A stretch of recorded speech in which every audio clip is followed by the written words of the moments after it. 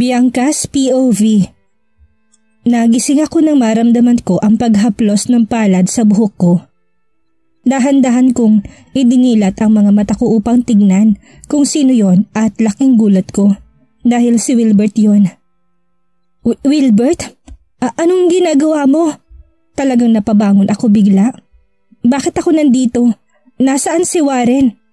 As far as I remember, nagkaroon ng tensyon sa pagitan ni Connor at ni Warren kanina habang papaalis na sana kami ng bansa. Nagkasakitan sila at ako naman ay dinugo dahil sa stress. Shh! Saka na ako magpapaliwanag, Farah. Bianca, just rest first. Sagot ni Wilbert sa akin. How can I rest if naguguluhan ako?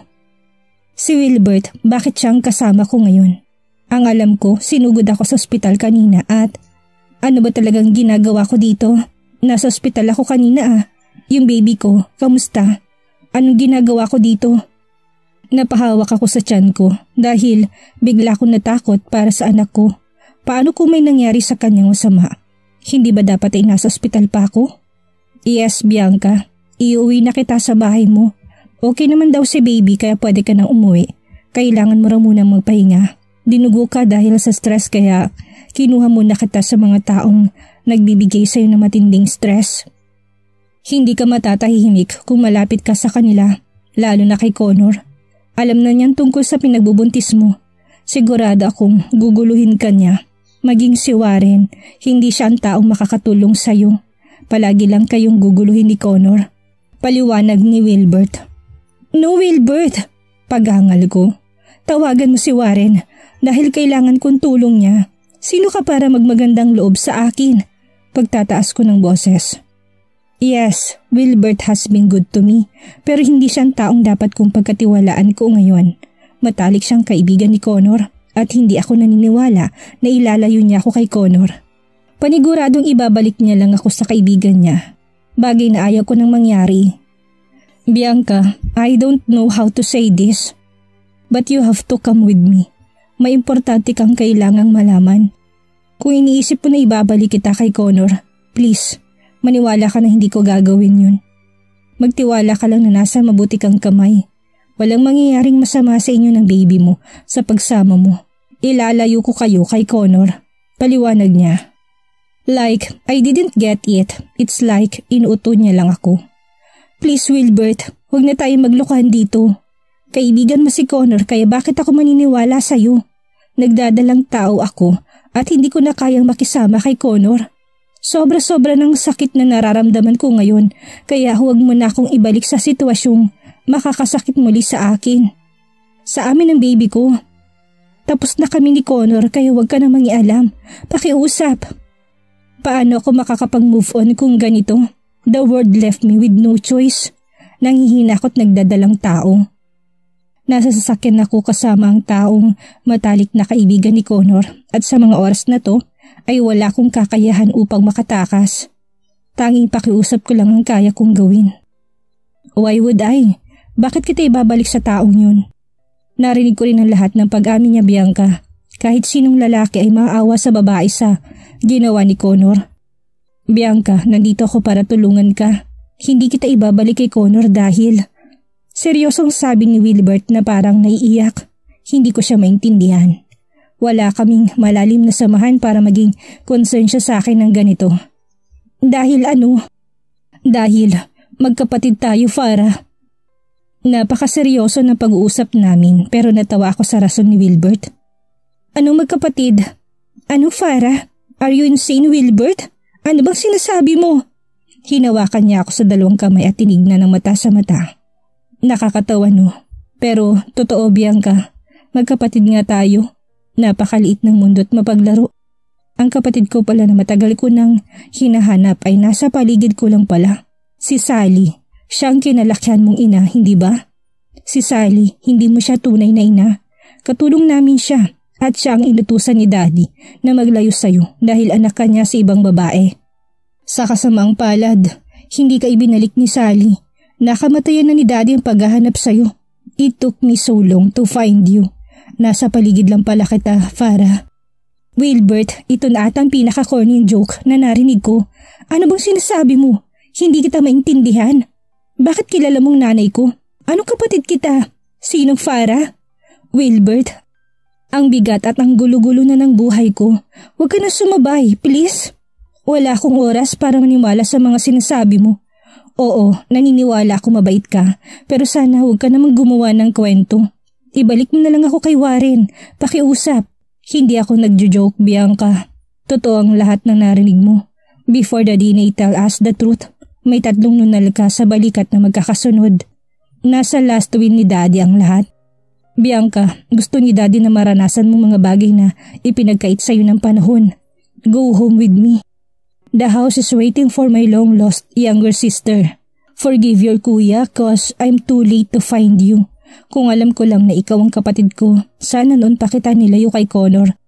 Para hindi ka nasaktan ng ganito. This time ay umiyak na si Wilbert sa harapan ko. Hindi pa ako makapaniwala noong una pero noong niyakap niya ako'y doon ko naramdaman ang kapanatagan. Your kuya will take care of you from now on. Hindi ka na nila masasaktan, Farah. Kahit na kailan. Alam niya ang pangalan ng inay ko at alam niya rin ang tungkol sa nunal ko sa balikat. Bukod doon, wala na siyang ibang nasabing makakakonvince sa akin para maniwalang magkapatid nga kami. Masyadong maraming revelation this week. At nahihirapan akong tanggapin ng lahat.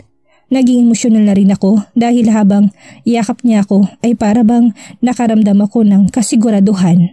Hindi ko alam kung ito yung tinutukoy ng iba na lukso ng dugo, pero kung totoo nga ang mga sinasabi niya, magpapasalamat ako sa Diyos dahil hindi niya pa rin ako pinapabayaan. Hindi pa man lubos na naniniwala si Bianca pero na-convince din siya ni Wilbert. Matapos itong tawagan si Warren, dinala ni Wilbert ang kapatid sa isang lugar na sa tingin niya ay hindi sila matutuntun ni Connor. Pinasunod niya si Warren at mahigpit na binilinan na mag-ingat at maging alisto.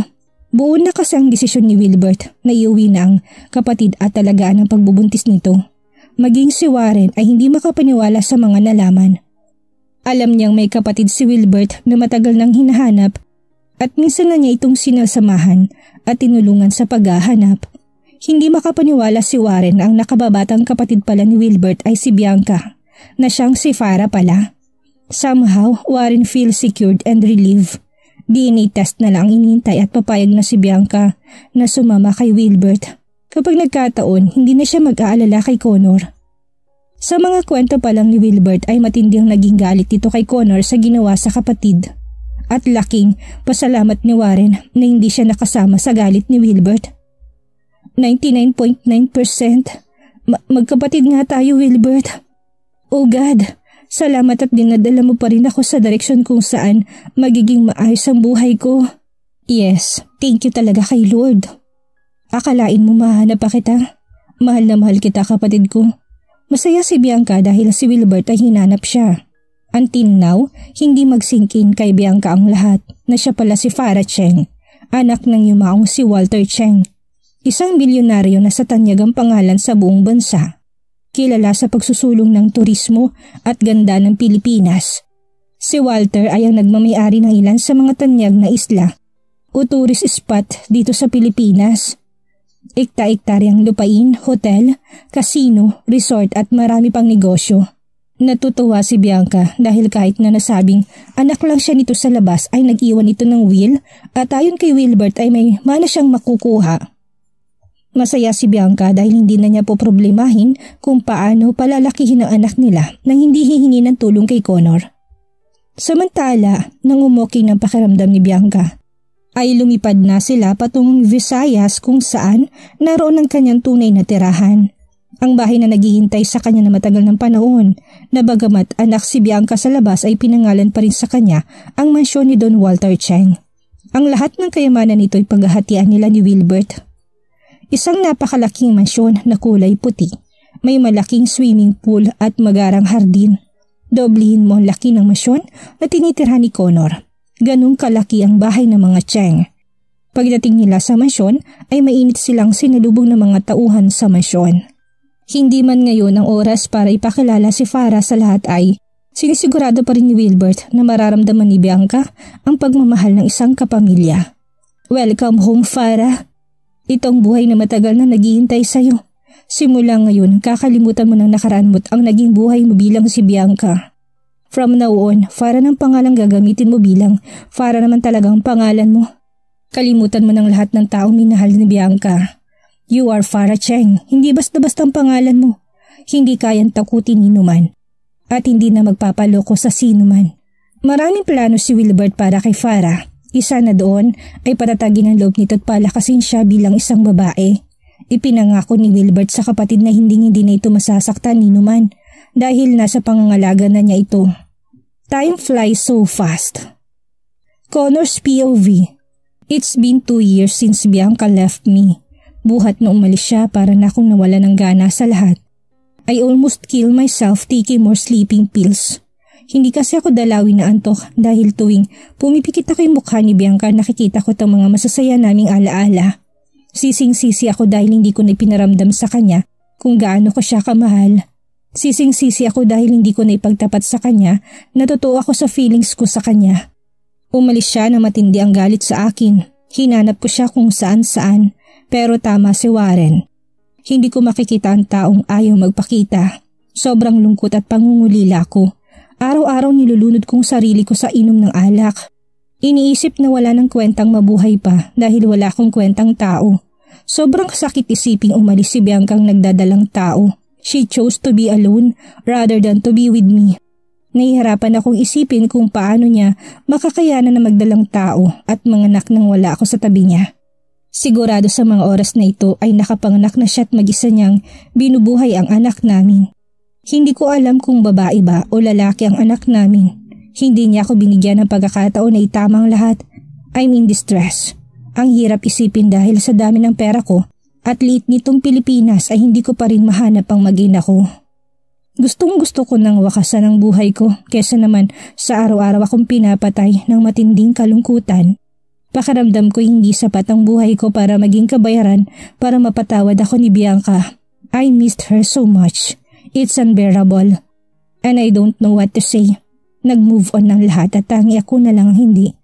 Si Warren engaged na daw sa kanyang girlfriend sa Visayas at nakatakda na ikasal. Samantalang ako pagkatapos naming maghiwalay ni Bianca, hindi na ako nagmahal ulit. Sana hindi pa huli ang lahat sa amin. I'm still hoping that one day the universe let us to see each other again. I've learned a lot this time. Sir, may invitation po kayo from Cheng Corporation. Celebration party daw po. My new secretary said. Nandito ako ngayon sa office at pinipilit na libangin ang sarili para makalimot. But when I hear the name Cheng, tila ba parang bumabalik ang inis ko kay Wilbert. I love evilly. The nerve na padalahan pa nila ako ng invitation. Trinidor ako ni Wilbert at habang buhay kong dadalhin ang ginawa niya. Dahil sa kanya, nagkasira kami ni Bianca. Dahil sa ginawa niya, iniwanan ako ng babaeng pinakamamahal ko. Throw it to the trash can. I will not go. Pero sir, she insists to give it to me. I said, throw it. Ano ba? Bobo ka ba? Sigaw ko sa sekretary ko. Kung meron mang nagbago sa akin, yun ay mabilis akong magalit. Nawala na kasing dahilan ng pangiti ko kaya sobrang sensitibo ko sa lahat ng bagay. Lalo pa yung mga nakakapagpaalala sa akin ng mapait na mga nangyari. I was so upset right now. Lahat sila masaya na ako na lang itong miserable. Habang hindi ko natatagpuan ang mag-ina ko'y hindi magiging masaya, ilang sandali pa'y muling nakatanggap ako ng text galing sa private investigator ko. For the very first time ay siyang naunang mag-text sa akin. Good news sir, nahanap ko na po si Bianca. Nasa Cheng Hotel po siya nakita nag-check-in, kani-kanina lang. I'm feeling elated after I read the text. Really? Saang Cheng Hotel? Reply ko sa kanya. Napakaraming Cheng Hotel dito sa Pilipinas at hindi niya nilinaw. Sa Aklan po. I'm in a state of euphoria right now. Biglang sumigla ang dugo ko. My private investigator is legit, kaya naman wala na akong sinayang pang oras. Agad kong niligpit ang gamit ko, tinawagan ang aking personal pilot. I am excited. Very excited. Sa loob ng 2 taon, finally nahanap ko na rin ang mag-ina ko. I don't know how Bianca got there, but I don't have to mind it. What is important now is makikita ko na siya, sila. At kapag nakita na kami ng harapan ay hindi ako papayag na hindi ko maayos ang relasyon namin. Pinapangako ko sa sarili ko na pagbalik ko dito ay kasama ko na sila. After 30 minutes ay lumapag ng private helicopter ko sa rooftop ng building. I'm over the moon while walking to the upstairs. I'm beaming with joy. Hindi ko maipaliwanag ang saya at excitement na nararamdaman. It took 1.5 hours bago kami nakarating sa Aklan. 4:20 p.m. nang sumakay ako ng taxi papuntang Chang Hotel and I got there exactly 5. Inayos ko pang sarili ko dahil nagulong buhok ko sa biyahe. Ang gusto ko kasi kapag humarap ako kay Bianca ay maayos ako sa paningin niya. I'm here to win her heart again. While walking to the entrance, I felt something strange. Yes, it's Chang Hotel at given na pasukin talaga ito ng tao. Kaya lang ay may napansin akong mga pamilyar na mukha nakasabay kong pumasok. To my perspective, these faces are from Manila. I know them at may ilan pa akong mukhang nakita na taga Mindanao. I get to know them because we are in the same industry. In my opinion, baka kaya sila nandito ay dahil may okasyon ngayon. Hindi kaya ngayon yung sinasabing invitation ng sekretary ko galing sa mga Cheng? Sa isip-isip ko, bigla tuloy akong naalang magpakita dito. Hindi na kami okay ni Wilbert at ayokong isipin niya na nandito ako para makipag-ayos na. Sobrang sakit ng ginawa sa akin ni Wilbert. Kaya wala akong planong makipag-ayos. I'm about to walk out at ipagpapamamaya na lang ang paghahanap kay Bianca. Dahil paraming mga nakakasalubong kong kakilala ko, sinubukan kong umiwas at maglakad na nakayuko, ngunit ang ilan sa kanila napansin ang mukha ko. Connor, with a pleasant surprise. I thought you were not coming. Bati ng CEO ng KJ Jewelry na si Kyron. Inakbayan niya ako at pagkatapos ay kinamayan. Ha? Hindi ko alam kung paano ko sasabihin sa kanya na hindi ako pumarito para umattend sa sinasabing celebration ng mga Cheng. Si Kyron ay isa sa mga naging malapit ko ring kaibigan sa negosyo. Kahit na gustuhin ko mang talikuran siya at iwan ay hindi ko magawa dahil ayaw ko mabastos siya sa akin. Tamang-tama, sabay na tayong pumasok sa loob.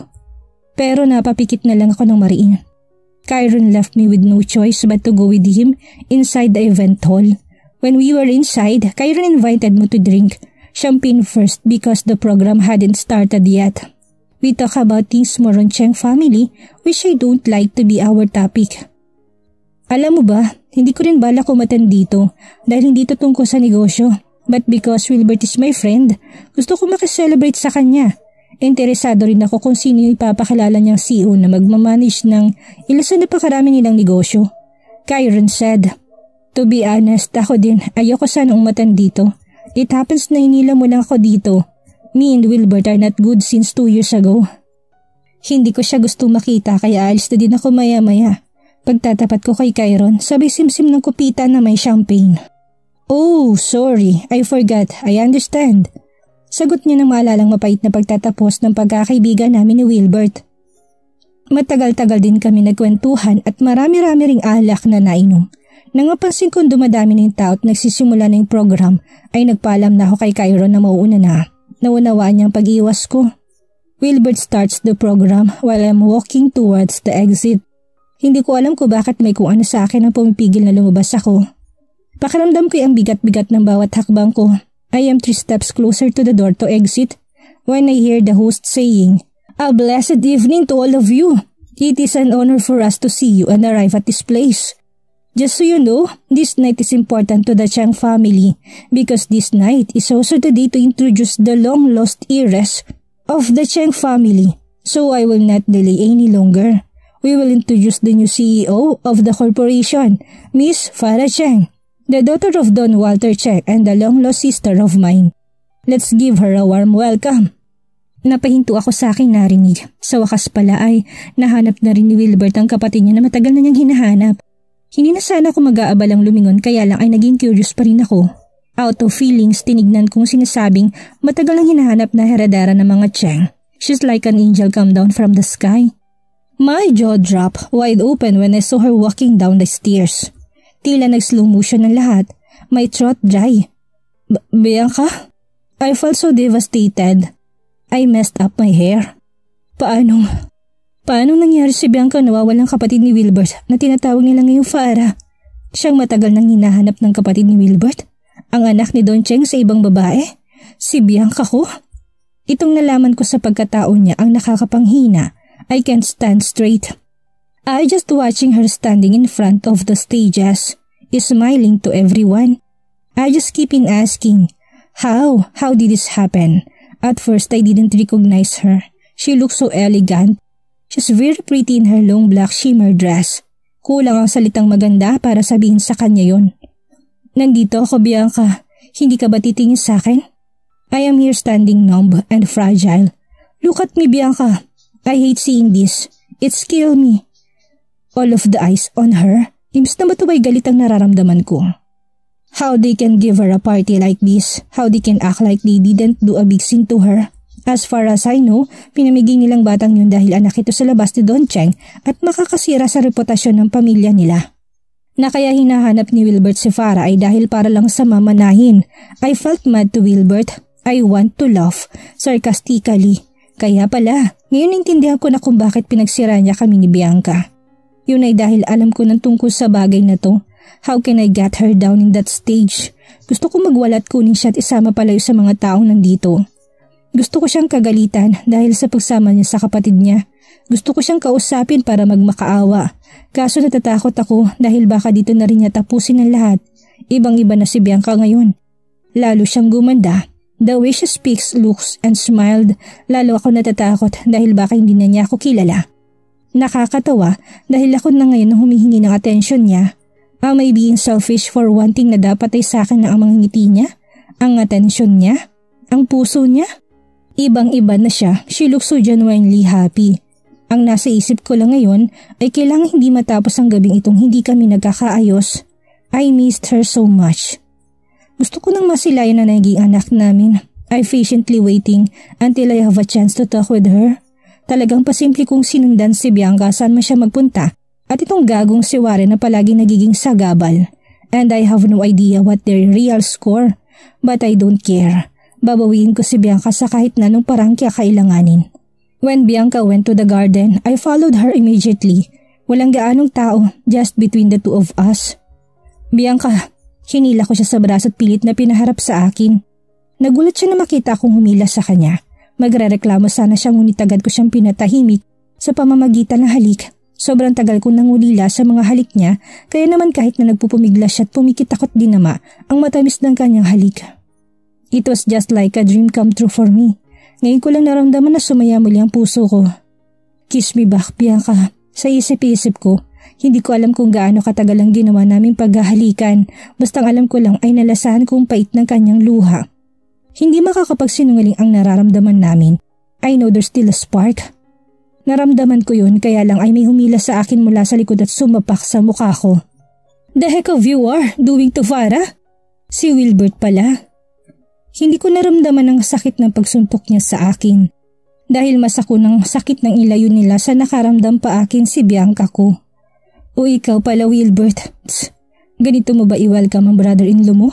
Kung makakaarte kasi si Wilbert ngayon ay para bang hindi niya alam ang nakaraan namin na sinasabi niyang kapatid niya. Alam niyang may anak kami at kahit na anong gawin niya hindi ko mababago yon.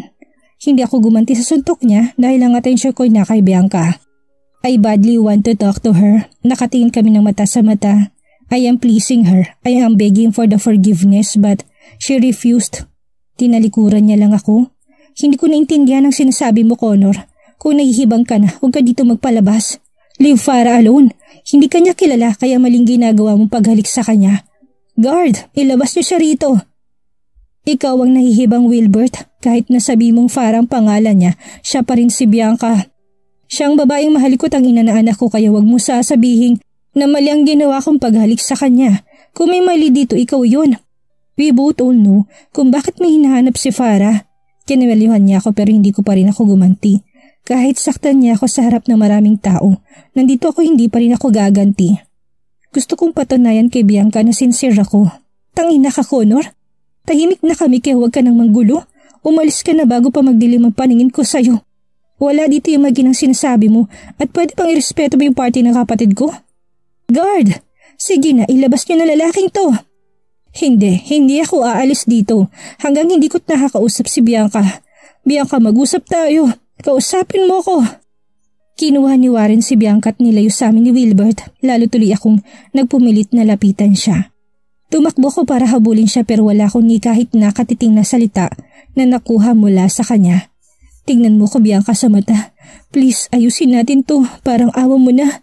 Napaluhod na lang ako. Ngayon natagpuan na ni Connor si Bianca. Magawa kaya niyang mabawi to kay Wilbert?